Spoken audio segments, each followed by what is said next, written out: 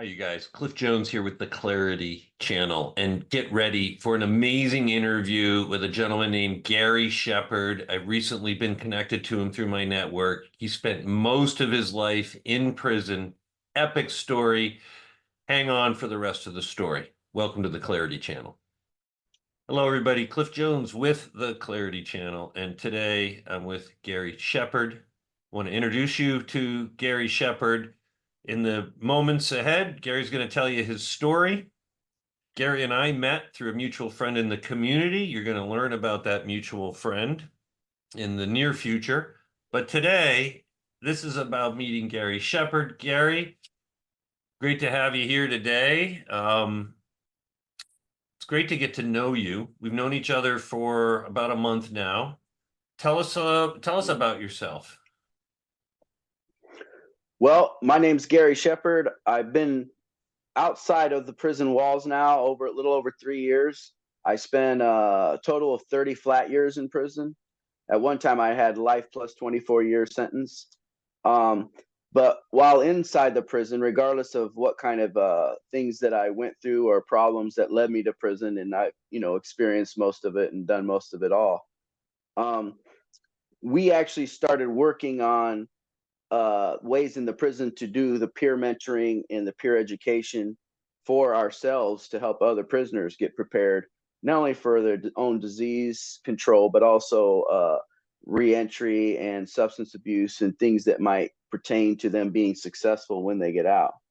So when we took over those programs, obviously we were deeply involved in everything else inside the prison to make sure that the prison population had the tools they needed to succeed.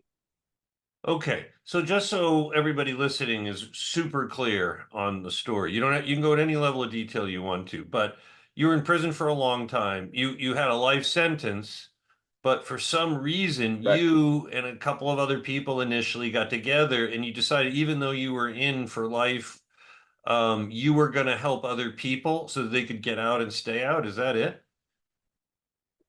Yeah, it's exactly. And for the not only for the own things that thought would be best for the people, for ourselves to learn, for other people to learn other more important positive things, but also for everything that we studied on the way to make things better in society and perhaps ways of moving forward to start to resolve some of these problems to begin with.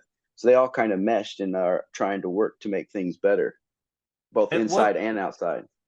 so at what point, how long are you in prison before you have this awakening and this idea to be different, to take such a strong stand in the system that is so tough? What happened that way? Well, I was always trying to study and research and analyze different things and try to figure out, the most effective path forward. Um, and I would say, by doing that deep inner search for truth and meaning, and then willing to research that in any direction, that's going to help any person.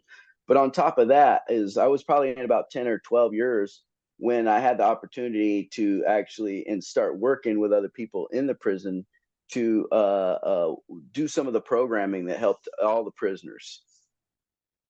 So that's not normal, Gary, right? So your story is extraordinary, and in the sense that you did something dramatically different, and it took you 10 or 12 years to basically decide to start taking action that way. Is that it?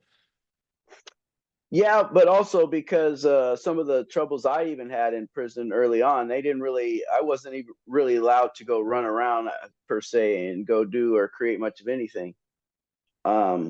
Just because of the extent of my sentence and some of the things that I did early on. So, so that was a more of a learning experience. Yeah. So the longer you're in, the more liberty, for lack of a better word, you had, which gave you more access, and then you decided to take a more proactive approach to sharing what you had learned with others to help them get ready to go out and then stay out. Right. And try to find the most effective ways to do that. So you've essentially developed in that period of time, so what year would that have been when you started that work? When did you first start this? What would you say? I would say around 1999, 2000-ish. 2000-ish. Okay. And then Yeah, you were right after released, there, and you were released what year? 2021. So you had 21 years to develop this program and help what, hundreds of people, thousands of people? Yeah, but don't forget that before that, regardless of what I was dealing with, I'm still going through and educating myself to an extent that I'm just devouring anthropology and history and culture and all of these different things to understand that pertain to life. So I think that gave me a much deeper insight onto human beings as a whole. So that's still preparatory work, I would say. It's not like I just jumped, just started out like that. Yeah. So take us back. What triggered your desire to learn and read all the things most people would never read? Because I've seen your reading list. We'll share that with the audience another time. But it's those are as heavy duty reading. You went deep. So when did that start? What year would you say? You're I would say about 1991. 91. Yeah. Okay. So you're basically on your own in a very traumatic, tough, right, prison system. This is Arizona down in Florence. Yeah, Florence Central Unit. Yeah. And so 1991, you start reading these books. For example, what books did you start reading? I started reading books from Darwin, so I started studying and watching a lot of programs that were pertaining to biology, evolution, uh, and all of the things that had to do with human culture, the different various religions. And at that time, because I had just gotten so much prison time, I just started to search for truth and meaning in all directions. And I didn't take anything as factual, and I questioned everything and didn't care who the so-called authority was. And that just let me on a quest to, like I said, study all the different things I could from history and anthropology and biology and religions and everything, and try to put it together and so some kind of a coherent understanding of the world, right? How would you describe what you were feeling over the early first 3, 4, 5 years that you're getting exposure to these books? You're reading the entire books and you're absorbing them. What's going on in your mind and your body as you're starting to pick all this stuff up? What are you thinking, feeling? Honestly, for me, it was a positive feeling because I had come across something new in my life. And that was, I felt that by studying deeply within a deeper understanding of science and biology and physics and evolution, that I seen like a higher meaning in life and even a purposeful meaning in a search for becoming and higher levels of cooperation and collective intelligence and teamwork from human beings. So when I felt that and what I'd seen in that, it became like a driving force for me. So I taught that also, but also I would learn everything I could about it, and thought that was almost like a how could you be it, a meaning and a purpose in a life for what had happened to me, and basically why the things happened to me was to make me search for these deeper purposes of life, and why was we doing anything to begin with. So it's fair to say you didn't have this knowledge. You didn't have any chance to learn any of this stuff as a kid. Where you grew up? Where'd you grow up? Arizona? California? Where'd you grow up? Yeah, for the most part, I grew up in Tucson, Arizona since I was Okay. about 8 years old. Yeah. So yeah. All right. So this was all new information to you, and you're in prison, and you got a life sentence. You start reading this stuff, so it's pretty life changing enough so that you start taking this stuff to the other prisoners and describe what happened and how that unfolded once you started sharing this information, this knowledge that was changing you. Well, um, it basically, it was almost like for a person, it gives a person like almost like a sense of, how you put it, like moral authority. Because I mean, if you actually understand things and how things actually function in the world, then people that don't or might just say things, then they know that they're, maybe they should just, keep their mouth shut if they're not going to take the time and energy to understand something, number one, right? But also, if you can explain all the way around any type of a question or whatever issue it is, then whoever you're dealing with is going to be more prone to just want to either defer to your understanding of the topic or just not basically bring that topic up at all in your presence, right? So be a little more specific. I mean, you're in prison. This is not knowledge that's widely known in any prison, I imagine. So, what were the first steps you took to start getting people to want to know this information and exercising what you describe as that moral authority? Because everything I'm learning, I can explain to you everything that's going on, even on the people, the different adaptions of religion, grouping up into gangs, the psychology of the gang desire to being part of um, the group creating different types of values based on its connection to other groups, and our upbringings, involvement in all of these things, and play it all the way out to even the all of evolution of all life, and and then anything else they want to bring up in any of the histories or different stories or sciences. So then, I mean, like I said, whatever the different backstories are, I'd be able to go through that process with them.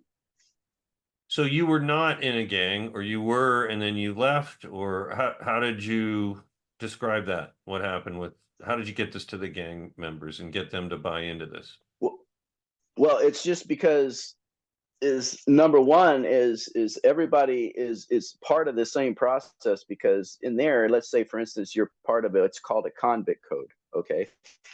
And that's something that's expected of everybody regardless of member of a gang or not. So see, that's basically becomes your higher level of gang connection, okay, believe it or not. And this is how you scale all cooperation. And this is how I would show somebody in prison how everybody is basically part of the same gang, even in prison, because your highest level of code that you're supposed to adhere to is the convict code, which has certain rules and things that you're supposed to live by in order to function in that society, or they're going to kick you out by some means or another, right? And every level of society has some version of it. And this is how you could take gangs that might have been ruthless enemies at some point and have some coherent understanding of basically law and what's fair and an agreement of some sort, you see? And when you explain this in all life, how even whether it's these societies at the bottom, all the way up to entire empires and nations connect and cooperate with one another, it's very similar because this is human behavior. And if you can behave in these certain instances and find a way for collaboration and cooperation, you can do that and scale that in any tier of the world. This is just human behaviors.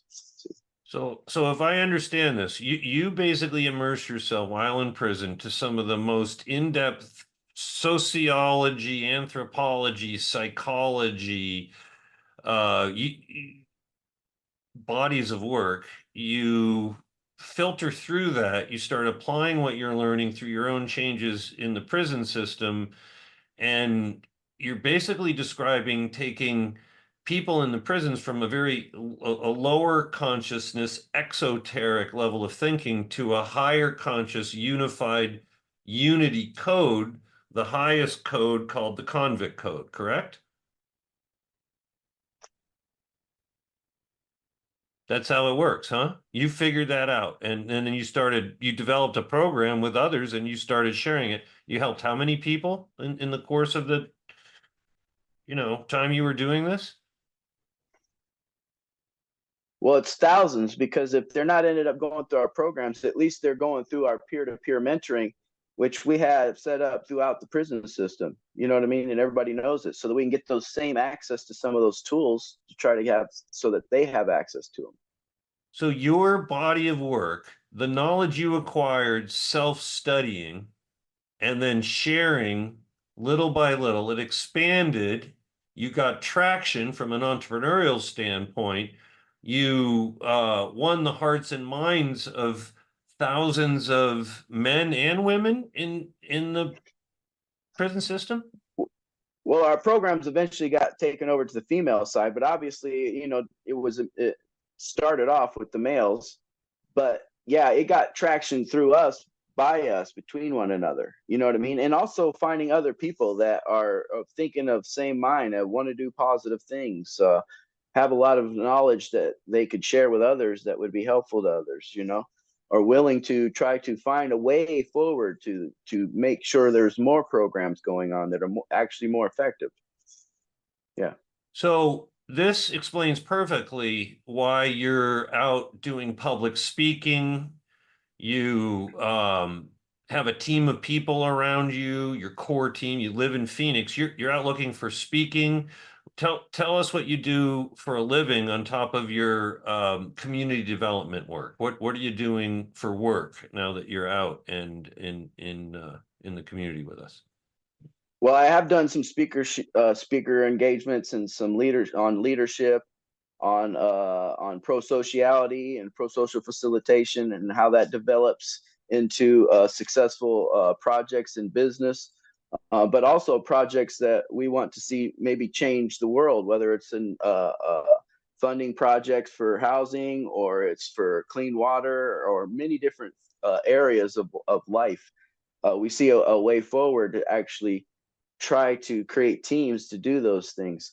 And so now that we've been, I've actually have a background in reentry, so we're working in the reentry field still, and we have a lot of different contexts there. So we want to develop more programs and projects and finance those projects, and also continue to have a deeper push into the different areas that are coming down the pike in pro-social design principles connected to economics, business, behavioral health, um, artificial intelligence, quantum computing technology, and all of these things that we're trying to put a lot of different people together on the team so we can be the most effective at bringing these services to people and making a change. All right. So if you're listening to this now, my role with Gary is we're friends through mutual friends in the community. We live in the greater Phoenix area. Gary lives here now full time. He travels to speak. Gary does contract speaking engagements. He will travel. We'll get you his contact information. I'll drop it in the description below. But you're also looking for backers to help us and a number of other people begin acquiring ugly office buildings, opportunistic, deep value real estate in the metropolitan Phoenix area to create affordable housing for justice affected people, veterans, right. We're talking, is that not the business model you're working towards with your partners that I'm beginning to learn about with you? Yeah, that's one of the main projects that we worked on while we were still in prison, so that we could create housing on the outside of prison that was the most effective at basically helping the prisoners go down a path and getting all the tools they needed to actually succeed the most effectively. And then it was actually funded by insurance because it actually was so successful that it actually reduced the recidivism rate so high that it actually saved a lot of money. So we're still looking at some of these areas, but also we don't just want to resolve things on the back end of once people have been to prison. We already understand you have to resolve things on the front end before they make it to prison. So that is some of our veterans. That's some of other people with special needs, and that some of the females out there that are homeless, and others in behavioral health that might be affected or have other special needs. So we see that a lot of them are the ones that end up in this role of going to prison that could have been resolved beforehand, way a lot easier and cheaper. So we want to make sure that everybody in the community is actually connected to this, and that some of our larger partners that actually have different connections can see that we're getting the access in all these different areas, maybe working a little bit better together to try to reduce all of these problems, before they actually are on the back end having to fix it. Help everybody understand how big a problem this is. Prison reentry, recidivism related to foster care, erosion of core family and community values. Just give people a sense for how big an epidemic problem this is in every community. Well, I think most people, even if you don't live in a highly populated area, have a sense that we don't have people that actually have a sense that they're a part of a community anymore. They're not working towards something larger anymore. And that's lost in many different areas. And you see it in our inner cities where you have people that are on fentanyl and they are homeless and they don't have a larger purpose and a larger goal. and you have different people that may be struggling or working as hard as they can, but they're barely making it. So they don't see a future working forward for them, or at least for their kids. So we got a lot of people that are frustrated out here, or they might decide that they'll go back to what they might have known once before, if that was crime or drugs, that it's a lot easier. So we're trying to stop that whole process and keep things not only moving in a direction that we'd rather see, but also trying to not let people drift into that sort of a behavior beforehand. What do you want people to know about most of the people coming out of prison based on what you see as public perception and the stigmas involved with addiction, mental health, prison reentry, people who are houseless, right? I mean, we have a big problem. So what do you want everyone to know about people coming out of prison? The real truth is we're all very groupish as human beings. So if this is the way that you think of others and you have judgments and things that you hold against them, that's the same as everybody else. So that they've went through those same situations, and that's the best way you can understand another situation when you might not have lived through it at all. And that becomes the number one barrier for us trying to find a path forward, because then we're not actually communicating on what is it that people actually need and what tools they need to succeed. You know, um, I think that we have a real chance of finding a solution, and we have some of those tools moving forward, and we're just right on the cusp of it. And if people will understand that people went through a lot of different things that they might not have to, but yet some of there's some particular things that they might be good at, or that we found that's good in them, and that we can actually use those skill sets to apply to help society and make it easier for everybody to not have to pay for all of these different taxes and expenses that actually get expended by all of this mayhem that may happen. And a part of that is just understanding is bringing back people into a sense of community, working for something larger, and having a place for them to do something creative, or certain works that they can do that will make an impact. What would you say to people who are new parents, struggling to make ends meet, all the stress and pressures of raising children as I've done? What are the messages based on your understanding of where we are as a society? What do you want these young families to know? I would say no matter what, is even though things seem fraught with danger and chaos and calamity, and that might be the only thing you hear, that even the struggles and stresses are what creates all growth and all transformation, and all success comes as a result of that. And if you learn that as part of the journey, and your children can learn those things also, and see that larger optimistic view instead of just a pessimistic view, then that will be the future that we will create in this world, and those children will be a part of it. What do And we need you more of them. say? That was beautiful, by the way. What do you say to anybody who's struggling with trauma, abuse, addiction, whatever it is they're facing in this life? What do you tell them? I would say that we've all dealt with certain things that we've had to dealt with, and that doesn't mean we understand exactly what that person's dealing with, right? But I can tell you this, that just like I said, if you have a way of accepting what you've dealt with, and accepting it, and realizing that there's something that you can glean from it, or something that you can take from that to help to grow stronger, or learn, or inspire you to find a way through. And then that can be a further inspiration to others, and research that they can do on top of your research. That's how we all grow together and network together to find the solutions to change all things in life. It's part of life. If you can actually live your life understanding that even the little things that you're doing may seem insignificant and small, but they're a part of the entire process of all life and all our cultures, as we're interconnected much more than people know, as they're building together to find solutions to solve problems. What does it take for someone at rock bottom to change? Well, I mean, sometimes you know, like that proverbial saying is you gotta hit rock bottom where you're actually questioning what is true, what's the purpose of life, why are you here, right? Because until then, sometimes it's just a party, you know. It's just another day at the party until you really stop and question why are we here, what are we doing, what is this all about? And you know, some people it takes a lot more of a question, a quick spunk upside their head than them for them to start thinking about these things. And you know, perhaps some people come out that way. What do you think the purpose of life is?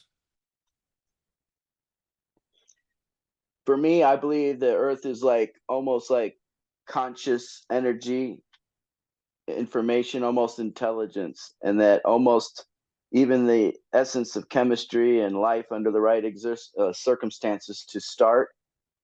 And then with those different, even those competitive life forms to find cooperation as a new means to outcompete others, but yet create whole superorganisms. It's like pushing cooperation. It's pushing higher levels of collective intelligence and higher superorganisms.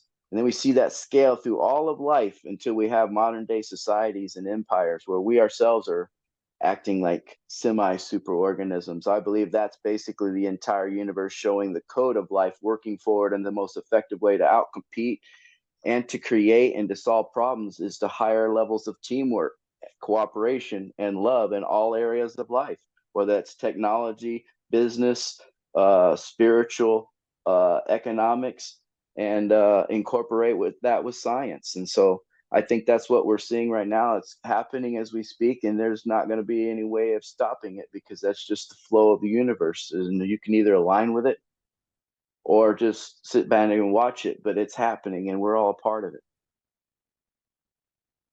What excites you most every day you wake up now?